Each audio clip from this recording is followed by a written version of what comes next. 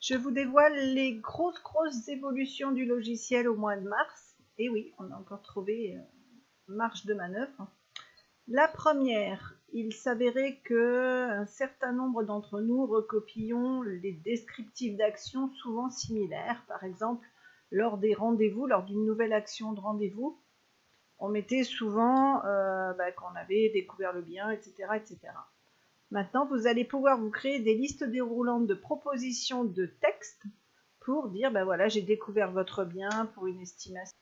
J'ai fait éventuellement un reportage photo. Vous pourrez aussi rajouter des mots propres à vous.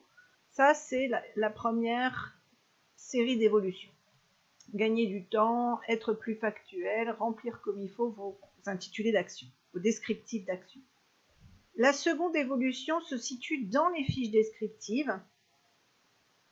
Vous allez pouvoir indiquer maintenant, donc là on garde le pays, vous allez pouvoir indiquer maintenant des quartiers pour les villes dans lesquelles vous êtes, les générer.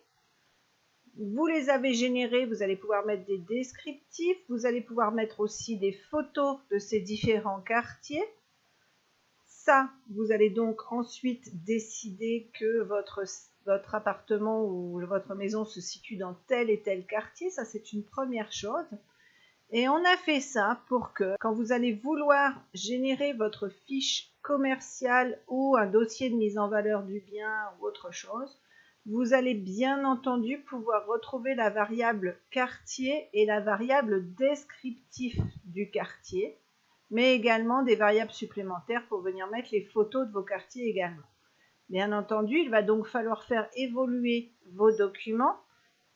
Et c'est là où nous, on pense qu'il faudrait faire une fiche commerciale simple et une fiche commerciale plus détaillée en fonction de ce que vous envoyez au fur et à mesure de vos contacts avec vos acquéreurs.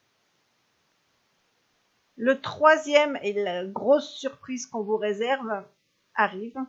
C'est pour vous faire plaisir. Vous avez des nouvelles zones qui apparaissent dans la fiche descriptive du bien. Des zones où vous allez pouvoir mettre des notes de plus ou moins. Ça n'aura rien à voir avec ce que vous mettez. Enfin, ça va y ressembler quand même, mais ce n'est pas celles-ci qui seront reprises pour vos estimations. On est bien d'accord. Celles-ci, les notes que vous allez mettre là, vont influer ce qui va être au bout de la ligne, la génération d'un texte. Je m'explique. Vous allez mettre des notes. Si vous trouvez que les volumes sont sympathiques, dans quelle gamme vous trouvez que ce bien doit être. Si votre fiche descriptive est bien fournie, le système va avoir ce qu'il faut pour vous proposer un texte.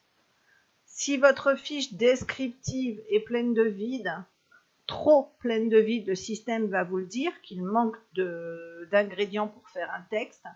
S'il y en a suffisamment mais pas assez, ça va vous faire des textes pas terribles.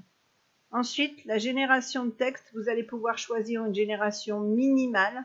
Je vous montre, voilà, à saisir, quartier, dégâts d'appartement, voilà. Une normale, qui va vous proposer tout à fait autre chose. Une descriptive, qui va aller beaucoup plus loin. Et une qu'on a intitulée lyrique, qui est là pour faire rêver vos acheteurs. Alors, Mémo 2, c'est le texte qui viendra là. Vous pouvez vous mettre pour plus de renseignements. Ça, ce sont des propositions de texte.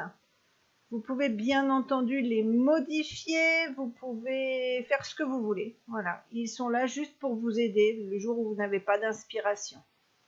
Ces textes sont bien sûr repris au niveau de votre fiche commerciale, dans la génération de la fiche commerciale.